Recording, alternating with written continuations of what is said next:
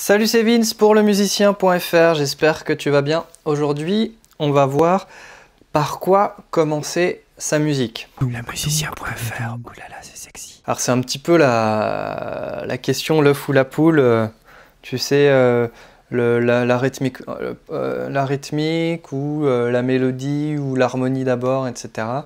Parce qu'il n'y a pas une bonne manière de commencer une musique.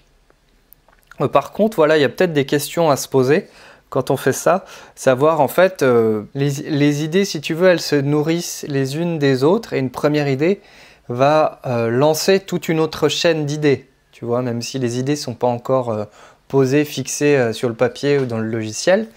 Néanmoins, la première idée va déterminer vraiment beaucoup, en fait, la suite du morceau. C'est pour ça que c'est important de connaître finalement un petit peu les forces et les faiblesses de ces trois manières de commencer. Si je commence par la mélodie, pour moi, commencer par la mélodie, c'est sans doute le mieux et pourtant, c'est peut-être le plus dur à faire. La mélodie, c'est vraiment l'élément finalement essentiel dans un morceau. C'est l'élément qu'on va retenir. Alors, ça peut être souvent la mélodie du chanteur, de la chanteuse, mais c'est vraiment ça qu'on va retenir avant la rythmique, avant si tu veux, les accords, l'harmonie du morceau. C'est souvent ça qu'on va regarder en tête, qu'on va siffler. C'est l'élément qui fait qu'on va retenir une chanson ou pas. Du coup, on pourrait se dire, effectivement, commencer par la mélodie, c'est peut-être le plus essentiel. Pourtant, sortir une mélodie ex nihilo, comme ça, de nulle part, c'est un peu le plus dur à faire, je trouve. Parce que justement, la mélodie, en général, elle s'appuie sur l'armature de l'harmonie ou de la rythmique. Et donc, on va utiliser des notes dans l'harmonie, dans le groove de notre rythmique, pour créer une mélodie qui s'harmonise bien, qui s'accorde bien avec les autres éléments. D'accord? Donc, on crée un cadre d'abord, en général, et on pose la mélodie ensuite.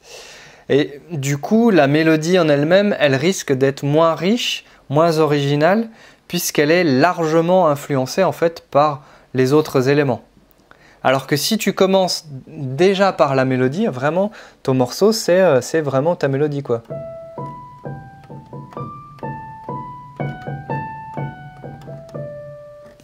Voilà, c'est juste ça. Et du coup, derrière, tu vas pouvoir poser plein d'accords qui ne sont pas forcément attendus, puisque tu as créé un élément hors cadre. Et derrière, du coup, tu vas pouvoir avoir beaucoup plus d'amplitude pour lui créer un cadre.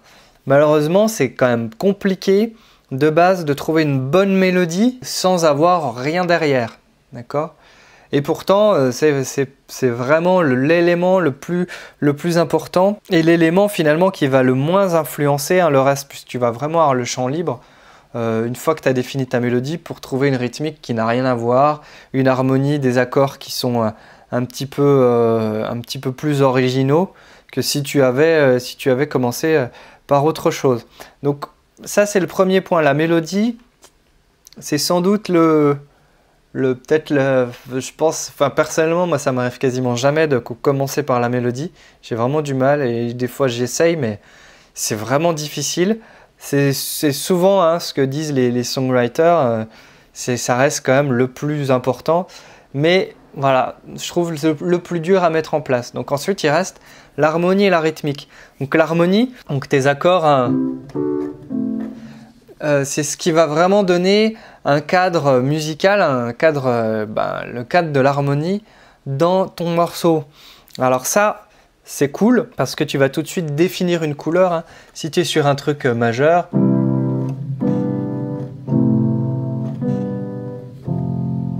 si tu es sur un truc mineur,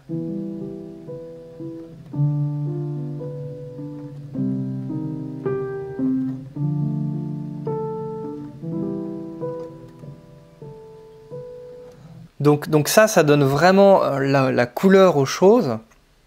Et donc tu as tout de suite, si tu veux, le cadre. C'est un peu comme si tu savais que tu allais dessiner une peinture voilà, dans les tons bleus ou dans les tons jaunes, etc. C'est un peu, tu sais, comme les peintres qui ont des périodes comme ça. Bah, c'est un peu ça, si tu veux, l'harmonie, ça va vraiment donner la couleur principale de ton morceau. Donc c'est vraiment ce qui va donner un cadre sur lequel tu vas avoir beaucoup de facilité pour évoluer, pour créer ta mélodie. Si tu as ça,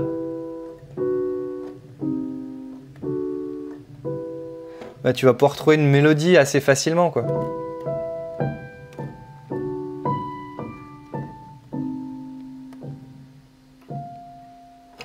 Par exemple, tu vois. Bon là, je fais ça à l'arrache, hein. Puis je suis pas pianiste. Disons que le cadre, il est tout de suite posé, quoi. Et pareil, si tu as un truc plus positif, je sais pas.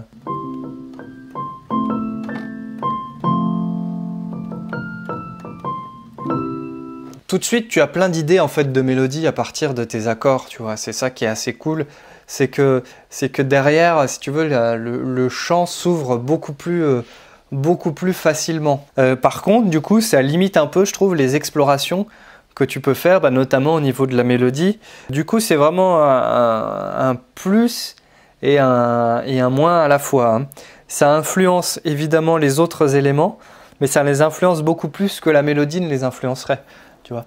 Puisque voilà, si tu fais un truc un peu mineur,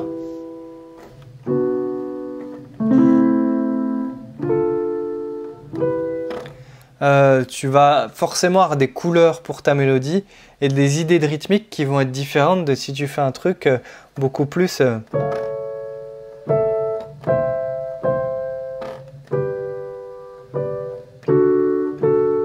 beaucoup plus majeur, tu vois. Et donc, vraiment, la couleur que tu vas mettre à l'harmonie va être très, très, très déterminante de ce que tu vas faire ensuite. Du coup, on parlait de l'idée principale, l'idée première. C'est une première idée qui va forcément, qui tout de suite en emmène plein d'autres, tu vois. Et des idées qui sont sans doute un peu plus attendues que si on commençait de la mélodie.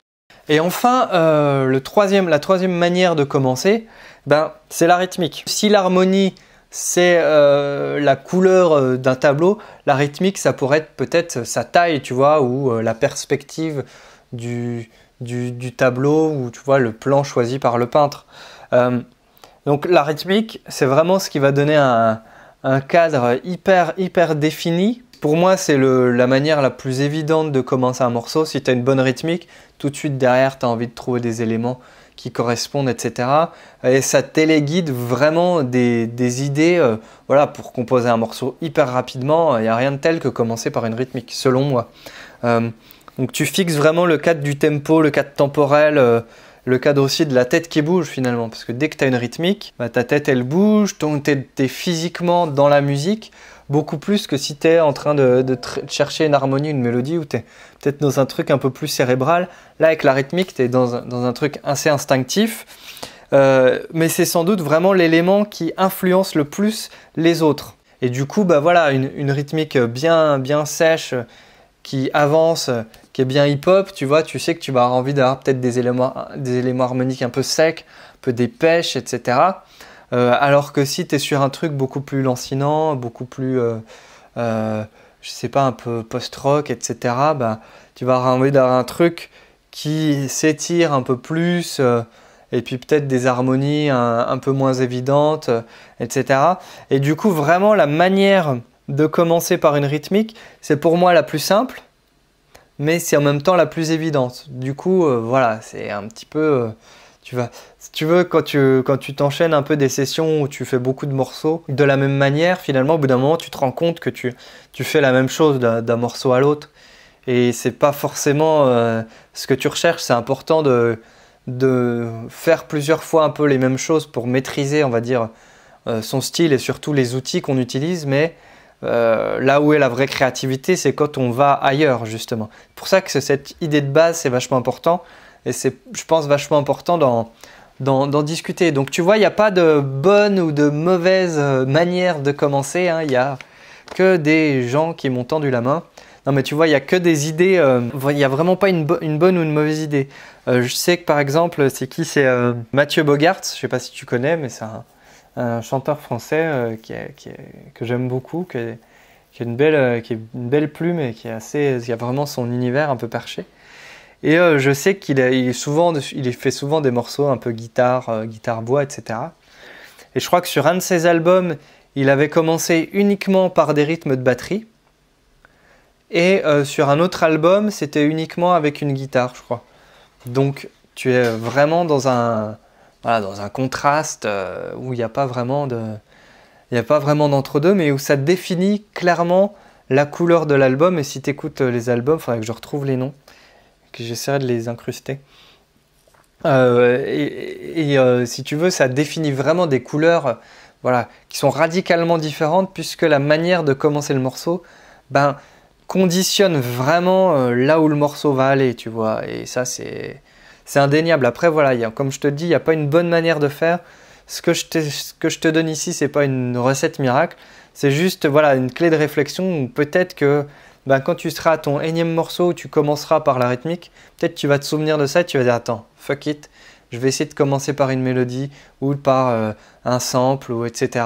Et ça va t'emmener forcément ailleurs, au moins en tout cas dans la manière de construire ton morceau, dans la manière de travailler. Voilà, j'espère que cette petite vidéo t'aura été utile. Si c'est le cas, n'hésite pas à laisser le pouce en l'air. J'aimerais bien savoir en commentaire, toi, par quoi tu commences habituellement tes morceaux, si c'est par la rythmique, l'harmonie, un sample, une mélodie, etc. Je serais bien curieux de voir comment tu bosses. Et puis si tu trouves ces vidéos utiles, n'hésite pas à t'abonner à la chaîne pour ne pas les rater. Et puis je te dis à la prochaine, fais plein de musique. Ciao.